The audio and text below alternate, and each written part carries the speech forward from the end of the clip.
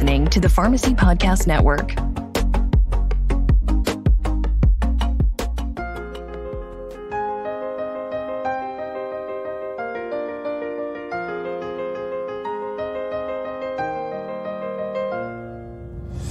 Welcome to the Integra X-Files, a place where we'll explore and solve for the X factor that will help reshape the future of long-term care pharmacy. Join us to discuss topics and insights that will help you discover ways to grow your pharmacy, stay up to date on important legislative and regulatory issues, learn best practices for operating a profitable pharmacy business, and unlock the mysteries of technology. All right. Welcome, everybody, to the Integra X-Files podcast. This is Frances Nahas, one of your hosts this week. I'm here with Ed Bass, who many of you know as my co-host. Ed, why don't you introduce yourself and then introduce our guest this week?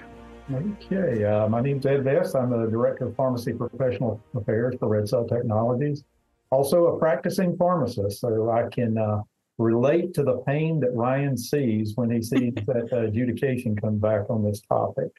So our guest today is Ryan Oftebro. He's a pharmacist, a pharmacy owner, owns several pharmacies, part of the Kelley-Ross Pharmacy Group. And he's going to talk to us a little bit about the discussion around PBM reform. So Ryan, why don't you give us a quick background? Sure. Well, great. Well, first off, thank you for having me. I appreciate the opportunity. As Ed said, my name's Ryan Oftebro. I'm a pharmacist of about 20 years. I graduated from the University of Washington in 2003. I am the CEO and partner here at Kelley-Ross Pharmacy Group in Seattle, Washington. We have 5 pharmacies that make up Kelley-Ross, and pretty broad in scope. We've got a pharmacy inside a busy multidisciplinary clinic. There's about 120 physicians inside what is the Polyclinic here in Seattle. We have a compounding pharmacy where we do both sterile and non-sterile compounding.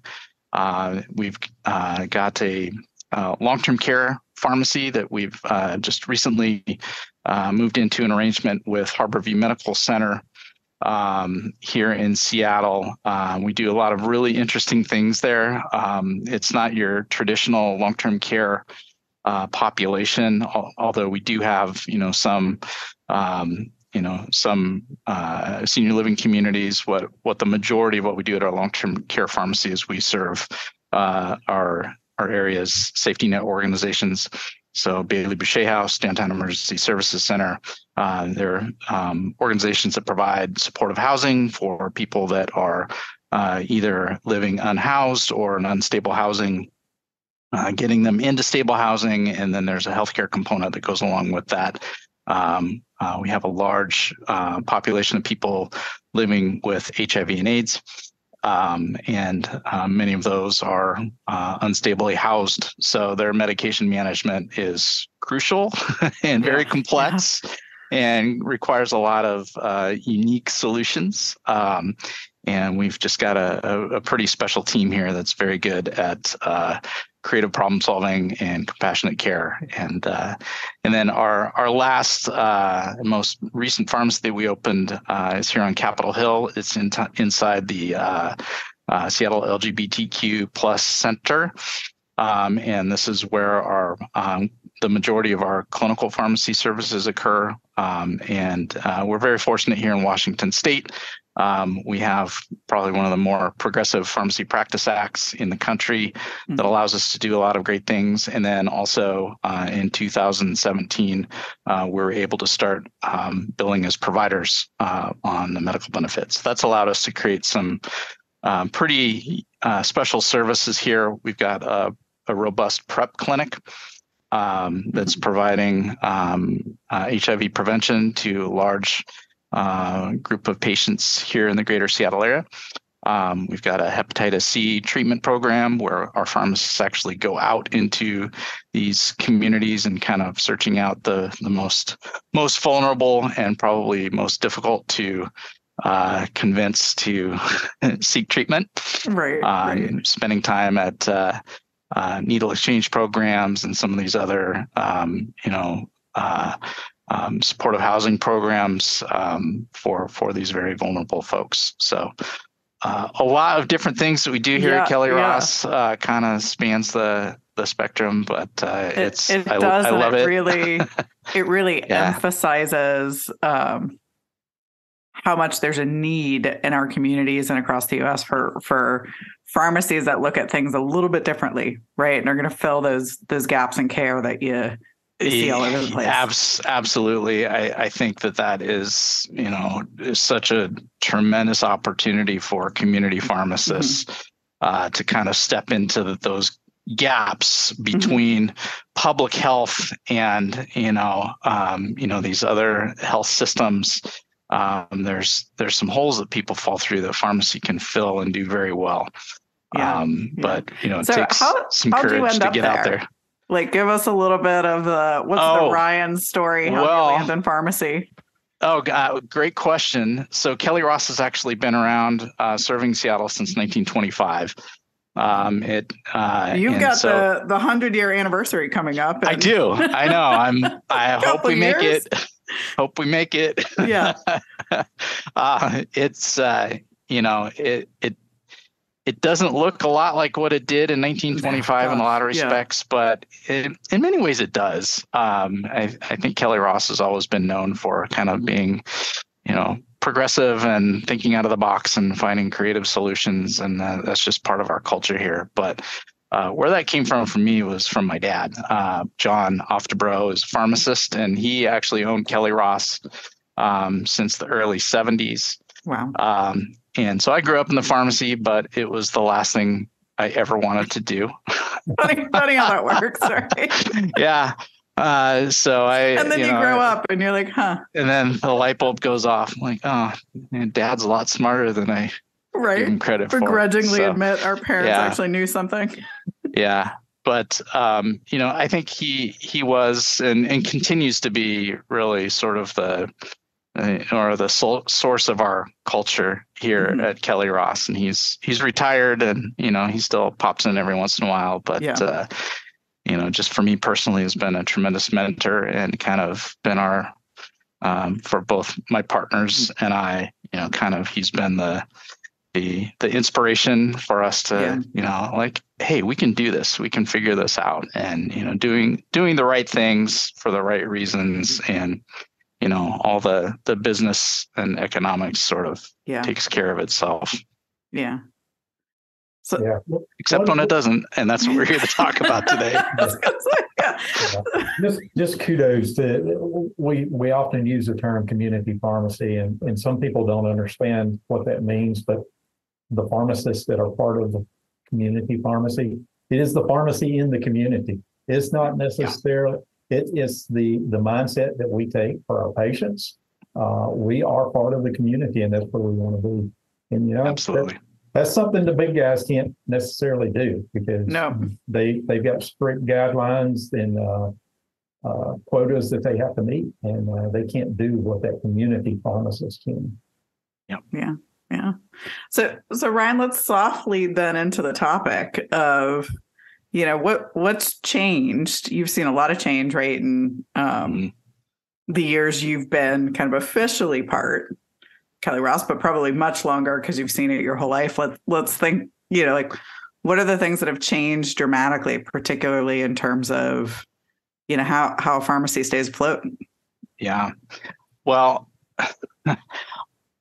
I guess on one hand, nothing's changed in that, in talking to my dad about the challenges that he had, in the early days, not a whole lot different than what we're facing today. But I think what's different now is the pace of the change. Mm-hmm.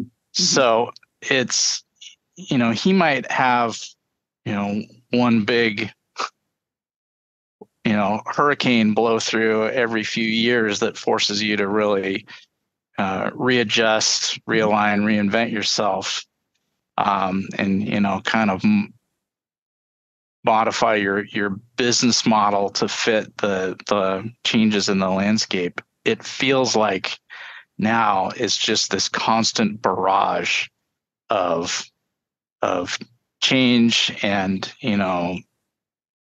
constraints from the regulatory side and the payment side and everything else. And it just, we have to be in this constant state of sort of balancing on one foot, ready to, kind of move wherever the external forces push us.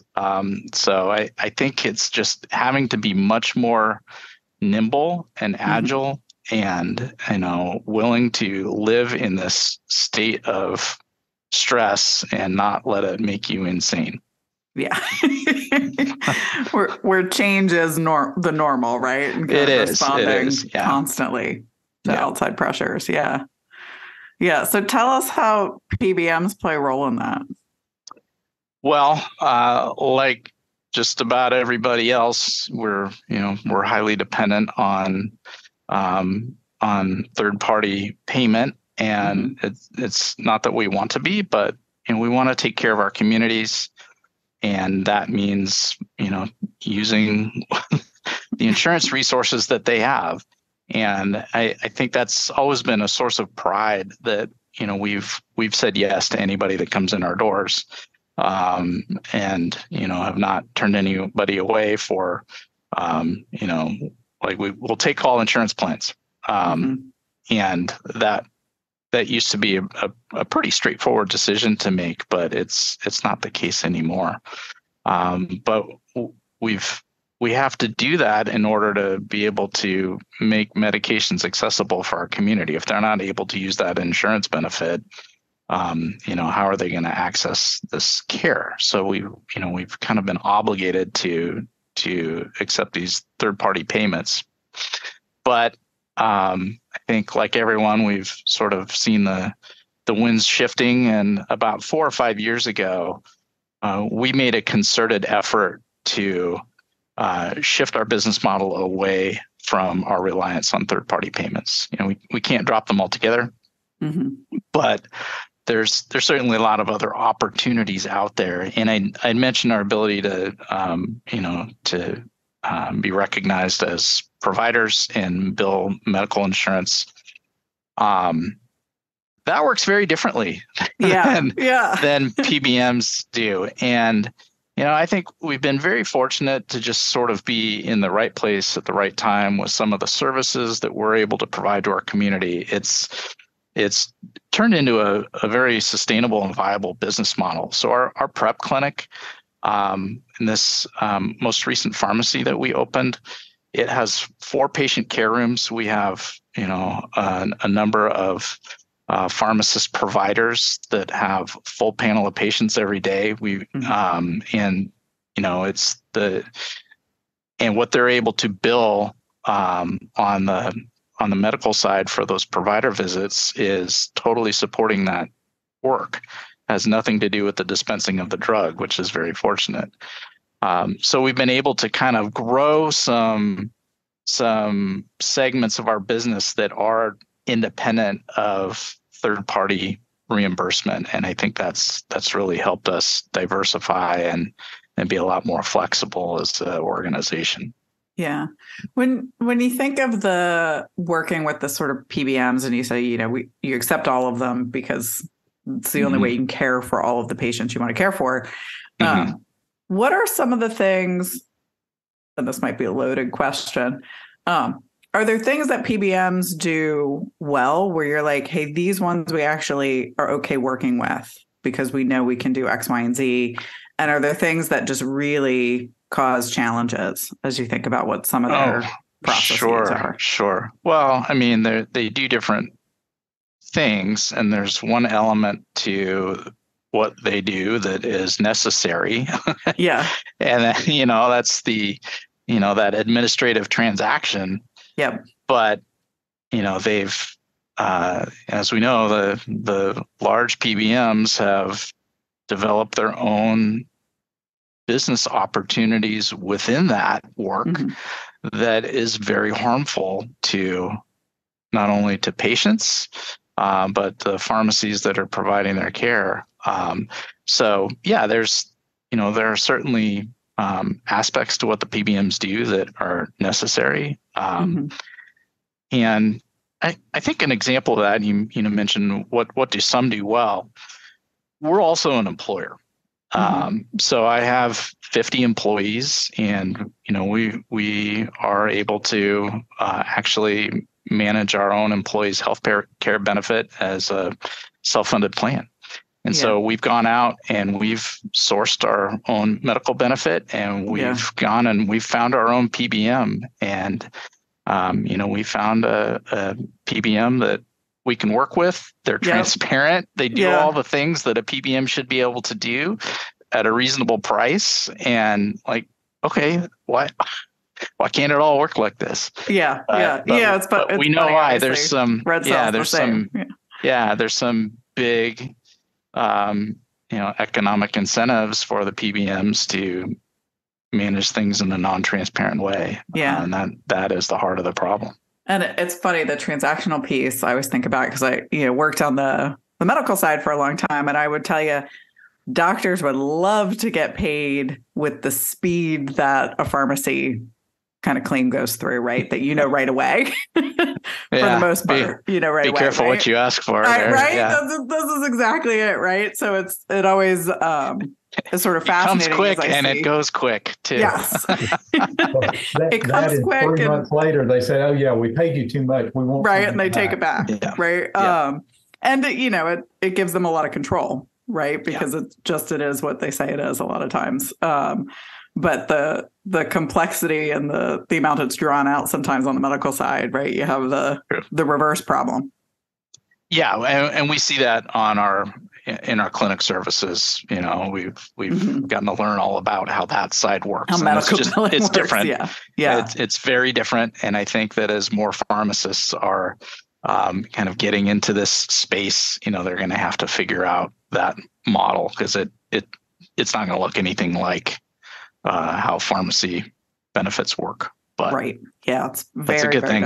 Yeah. Ideally, right, we could figure out a way to kind of solve both of them for the better, but one step at a time. Yeah. So I did get a chance to listen to you give your testimony before the Senate, and I think probably one of the things that should have hit home with everybody, it definitely did with me, was because of some of these PBM actions, they prevent you from taking care of your community. I think you had to make a real hard decision there. Yeah, absolutely. One of the glaring issues that we've run into is, as I mentioned, we have a large population of people living with HIV, and, a large panel of patients that are on HIV prevention. And when one of the big three PBMs arbitrarily moved HIV medications and PrEP medications into the specialty category, we had to make a very difficult decision, because they were forcing us down a road. I fully believe they intended us to make it too difficult and that we'd walk away, so they could steer those claims into their own specialty pharmacy. But they forced us into a new specialty contract. We had to go through third-party accreditation, which we did, navigated all of that. But we had to agree to all of these things before we could even see a contract. And they forced us out of our PSAO and forced us into a direct contract. And lo and behold, once we actually got the contract, it was much worse than our retail contract. Yeah. And then they continue to play games. Once Truvada went generic, they moved it off the specialty table without telling us. And of course, the reimbursement for their specialty generics and non-specialty were very different. And they just move these things back and forth arbitrarily for their own economic gain. And, it was a huge financial impact for us that we weathered, but it hurt. And, I don't know that a lot of pharmacies would choose or be able to do that, and they would have to turn patients away. And we know on that provider side, we do have patients that are in a mandatory mail program for their PrEP, and it gets messed up all the time. And they, as providers, will need to reinitiate somebody on PrEP. That means, they need to go back and restart all of the lab work, and that's a cost to our state's Medicaid system, because these are managed Medicaid plans. And it's just, or if somebody has commercial, it's a cost to their medical plan when they have to reinitiate these therapies because they went without their medications. So it's a classic example of looking at the cost in a silo, right? So like the individual cost of the drug, the Medicaid plan's probably saying like, look, it's cheaper to do it. Yep. They're offering me a lower price over mail order without understanding the implications of all of the costs that go into that. Yeah. Correct. Yeah. So how'd you end up testifying on the Hill? Good question.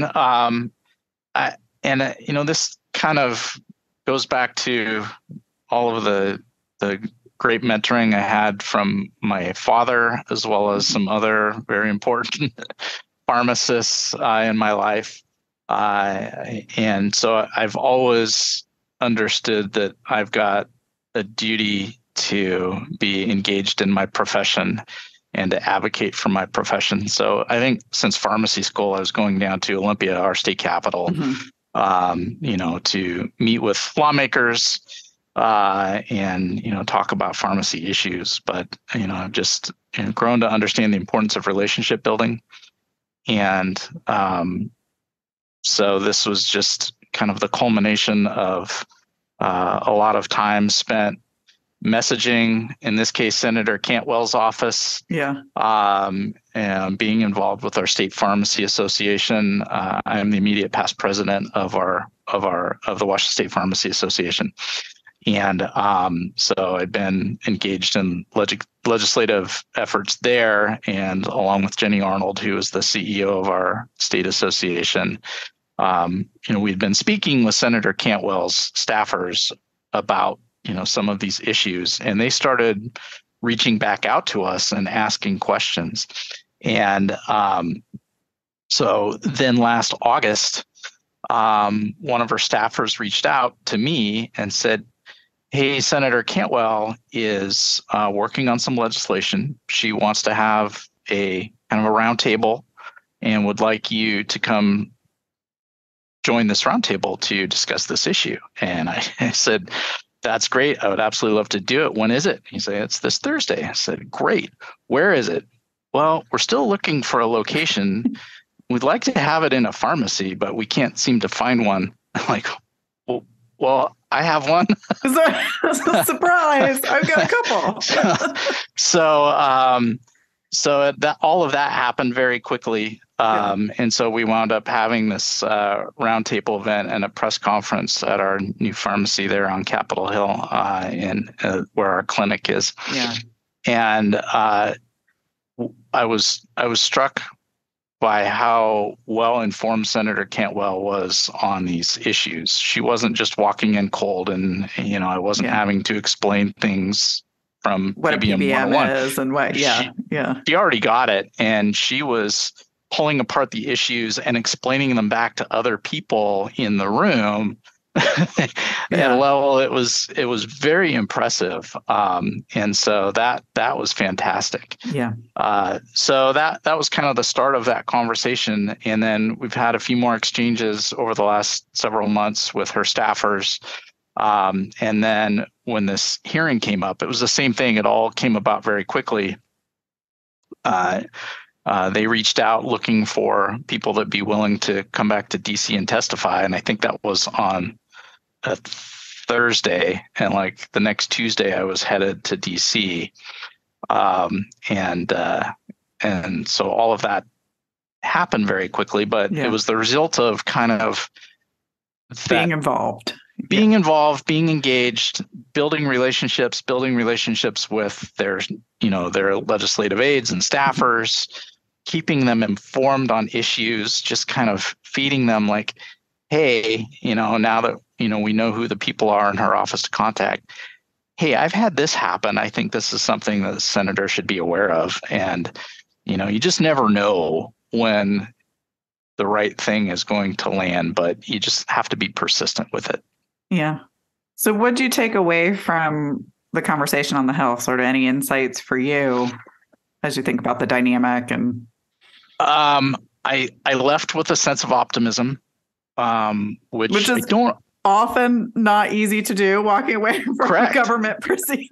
Yes. And I mean, I've done things like this before, not in DC, but at our state capitol, where I just, I leave feeling frustrated or whatever.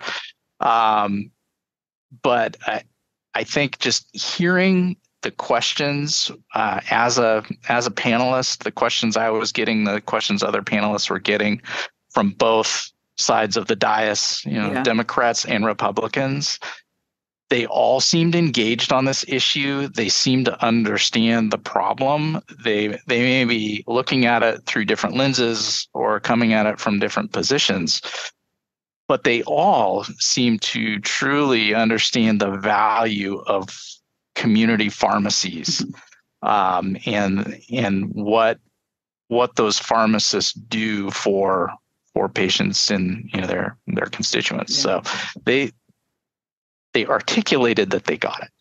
Okay. What they do with it remains to be seen. But since that hearing, there was subsequently, the House launched their own kind of investigation. The Finance Committee just had a hearing last week. There's like multiple lines of effort that are looking at this issue. The transparency bill, Senator Cantwell and Senator Grassley's bill, it passed out of committee. They actually added an amendment that I think was the result of our hearing, because it added some very good pieces to that piece of legislation. So all of that, I think, is a reason to be optimistic. It's still DC. Yeah. Who knows? And I think that there is a lot of reluctance on the part of the Republican Party to give the Federal Trade Commission any more authority. Mm-hmm. Senator Grassley spoke to that in his opening remarks, and he went to great lengths to state that this bill does not expand FTC powers. It just uses. Yeah. So tell us a little bit. So for folks who don't know, kind of what that means relative to this bill. So what's the power they fear FTC would get, and how does it relate to PBMs? I don't know if I can answer that exactly specifically, but what I understand is that the FTC is a political landscape right now that they're fighting over power. We as pharmacists, we want the FTC to use its authority to look into PBM business practices that we believe are anti-competitive. I think that's the crux of the issue. Mm-hmm. It's like, can they do that with their existing authority, or do they need to be granted additional authority to do that? I don't know the answer to that question. There's probably hundreds of lawyers who debate that question every day in DC. Yeah. I think one of the encouraging things is the fact that we get so many different groups that are interested now. We got the Senate Committee on Finance, we got the Senate Committee on Commerce, Science, and Transportation, we got House committees, we got the FTC looking. And, a little plus is these state attorney generals that tried over the last several years to do something, and they just got wiped off the calendar. Now they've got this national attention, and it's giving them a little bit more credibility to hopefully readdress some of the things that they've been trying to do. Absolutely. Yeah. So how because you run sort of a variety of pharmacies, and this podcast in particular tends to be targeted towards long-term care pharmacies. We've obviously got within Red Sale a huge business focused on community retail pharmacies. Can you talk a little bit about sort of the impacts and how they might differ between long-term care and community, or is it pretty much the same regardless? Well, I mean, I think any pharmacy that's billing third-party insurance is impacted by these issues. Long-term care can be a little bit different, and depending on the business mix, you may have a lot of Medicare Part D. Mm-hmm. One of the issues, and this is slightly different, but I think that is one that we need to communicate to our lawmakers, was what happened with TRICARE, and I'm a veteran. This is important to me. And we have patients in our long-term care pharmacy that we provide adherence packaging for, that with the flick of a switch, we lost access to. And again, it's like these are some of our most vulnerable population. Mm-hmm. They need these services in order to manage their medications, and asking them to do things differently, it puts a tremendous burden on the patient. Not only losing their relationship with their trusted pharmacist, providing a service that allowed them to live somewhat independently, or in a long-term care community that could manage their medications the way that they need to. I think that was something that really wasn't spoken to enough during that whole issue, and it's still ongoing. Right. But I think our lawmakers need to understand that, hey, these long-term care pharmacies, there's not a lot of them, and so that may be why we don't get as much attention. But the service that we're providing is crucial, and needs to be attended to. Right. And isn't it's interesting when you looked at long-term care too, because it is there's fewer of them, and it's a incredibly diverse group of pharmacies, to your point of sort of the things you do are in your long-term care pharmacy are pretty unique relative to some of the others, and we see that as we look across the number of long-term care pharmacies that are customers. It's a really diverse group of pharmacies, and they do a lot of different things that aren't thought about day to day when we think about healthcare. Yeah. And, I made the comment earlier that we sort of have to take all comers, and that's especially true in long-term care. Long-term care pharmacies, they need to take every contract out there in order to serve the facilities that they serve. I mean, that's an expectation. Yeah. And, I think that puts those pharmacies in a much more vulnerable population or vulnerable position, because we don't have the ability to just say, I'm not going to take that contract. It's often a mandate from the facilities that we serve. Like, well, if you don't take it, I'll find somebody else who will. So that's particularly difficult for long-term care pharmacies. Yeah. So what would you advise folks? We often talk, we like to sort of end this podcast with an X factor, right? Like, what's the thing that you would tell folks to do differently or to be mindful of? As you think back, what would you advise folks? Understand the importance of relationship building. And that is, not only with your lawmakers, although that's important, but also, building relationships with, other groups within your community that are stakeholders, that have a vested interest in patient care, So I'm thinking in our case, we've built relationships within our state healthcare authority, the Department of Health, King County Public Health. Just building these strong relationships means that when I have an issue, I can turn to them to help lend their voice to finding a solution. So when it's not just pharmacy showing up in favor of a bill, but you've got patient advocacy groups, you've got public health, you've got, these other entities that can say, hey, this is an important issue and we need to solve it. I think we're going to have a lot more success.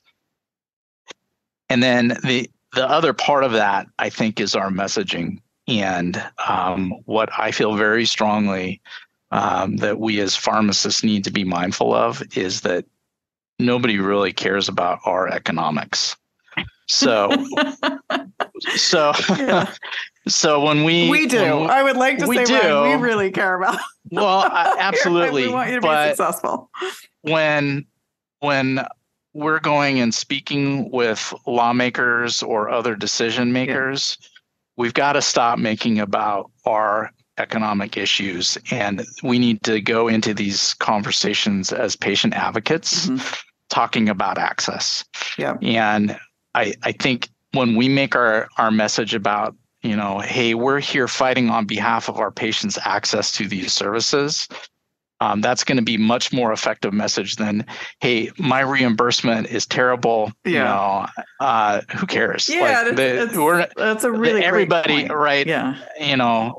Everybody's got economic problems, and it's not going to win hearts and minds. But when we can make this about, hey, I can't care for my patients because of the way that this system is working, or you're making it actually more expensive to care for patients. Yeah, correct. Like I get, and we obviously understand how those are linked, right? Of if you're not able to have a successful living running a pharmacy, like the pharmacies are just going to go away over time, right? And patients lose that access, right? Those two things are intricately linked. But it's at the end of the day, it's tough, talking to, some lawmakers or even folks within like within our state healthcare authority who runs our Medicaid program.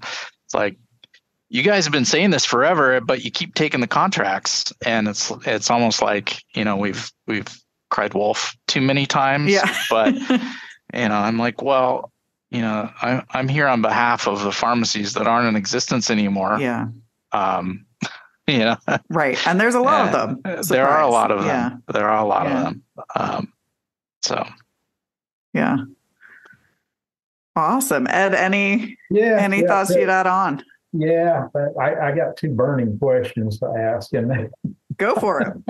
Yeah, well, when we talk about transparency, one of the things I said, you mentioned the fact that the contracts are horrible because we don't know what's in the contract until after we sign it, and then it's they can do anything they want. Which is an incredible feat of legal engineering. Yes, yes. But one of the things that was mentioned in the Senate Committee on Finance was somebody brought up AWP. And, these contracts are based on AWP, and AWP is a nebulous figure now. I mean, most manufacturers don't list AWP anymore. So it's a calculated thing. So I know in South Carolina, our state Medicaid, the fee-for-service plan, went to NADAC. How do you feel about that? Great question. I'm hoping I don't get pilloried by my pharmacy colleagues, but I think it's the way to go. I think a NADAC, and there's people smarter than me that can figure out what this should be. For folks who don't know, can you define AWP and NADAC? Average wholesale price, right? AWP. Sure. AWP is the, fictitious, like MSRP for a car. Right, is the example. Right. It means nothing. Because it's never actually sold at that, right? It's never sold at that. But it's what all the PBMs use as the benchmark that, is highly abusable. NADAC is probably the closest thing to pharmacy acquisition cost. And so it's the national average drug acquisition cost, I think. But I think is proving to be the closest thing we can get to pharmacy's actual acquisition cost. Our problem in Washington State right now, and I'll get a little get on my soapbox here. In Washington State, we've got a problem with our state plan amendment for our Medicaid program. Went to NADAC, but it was supposed to be NADAC plus a reasonable dispensing fee, but they kept it at the previous dispensing fee, which is not good. We have the lowest reimbursing Medicaid program in the country, and it's by a wide margin.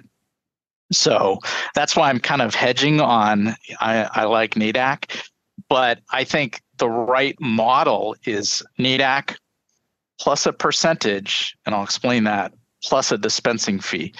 And that's going to protect against high dollar brand drugs with that percentage.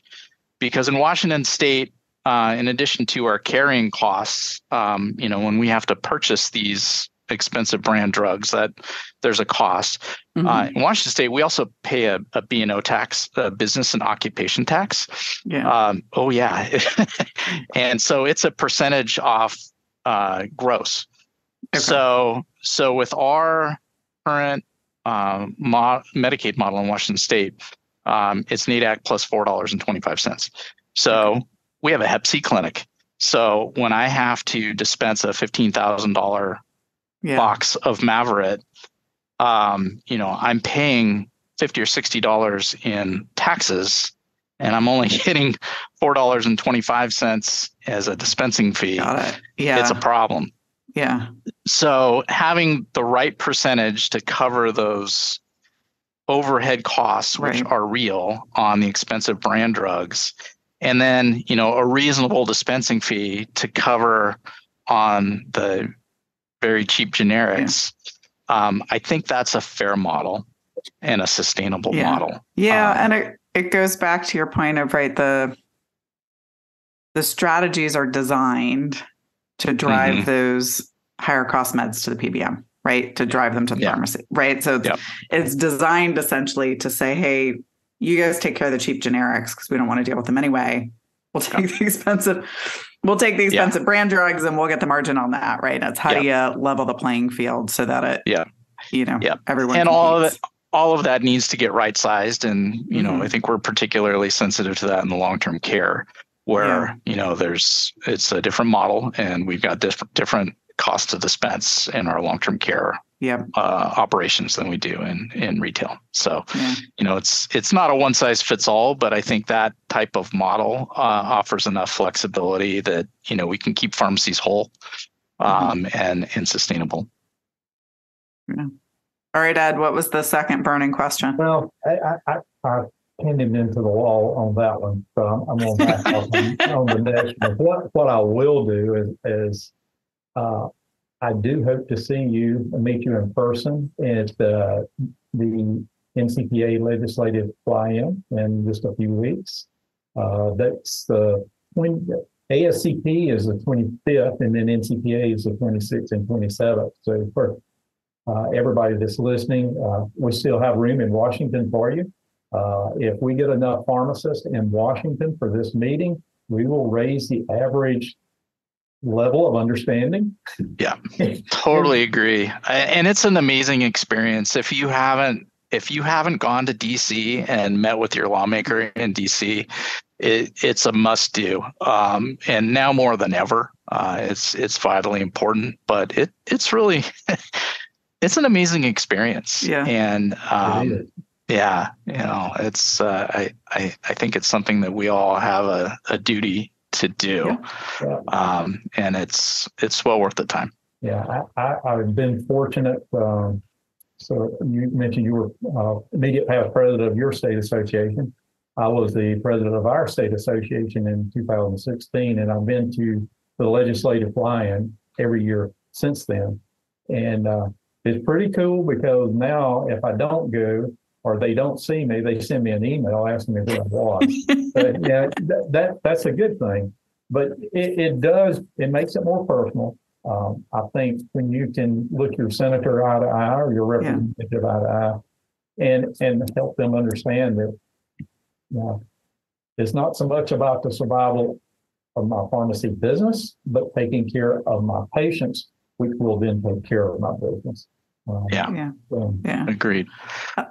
I'll also say, I harken back to when I interned on the Hill, and I'll say something contrarian, which is the process of government is incredibly slow and frustrating. And also, my experience on the Hill was always representatives and senators actually love spending time with constituents. At the end of the day, that's the thing that actually, it's the same way, everyone here feels about patients is actually how most of them feel about constituents. And so, they'd rather spend time doing that than navigating the bureaucracy of our government processes. Yeah. Totally agree. And the process is slow and frustrating, but we can't let that frustrate us. Right. Yeah. We've got to stick with it, and getting back and seeing them in DC, but then also knowing when they're out of session, they're home and they want to get out and visit their constituents. Invite them to your pharmacy and they will come. I've actually had Senator Cantwell come twice now over the years, and that's without probably putting in near the effort that I should to invite her. So, and if not them, they're legislate, right? They've got offices in both places. So they usually have a bigger office in their home district. Yep. And do that with your U.S. representatives and your state representatives as well. And, invite them into your pharmacy, show them, because if you don't, what's their pharmacy experience? It's CVS, right? It's probably CVS and going to pick up a prescription, one-time prescription. And that they're going to draw their conclusions from that experience. Yeah. And we know there's much more to our story than that. Yeah. So it's fun. I sort of laugh every time we do this because somehow we always walk our way back around to a piece of advice that is like, go get to know your representatives. It really helps. Yeah. It is a frequent theme on this podcast. Yeah. Well, awesome. Ed, any other burning questions? No, that's it. I, as a fellow pharmacist, I really appreciate you taking the time and making the commitment to educate our legislators. I appreciate it. I really do. Yeah. Thank Ryan, you. Any final appreciate words? The opportunity.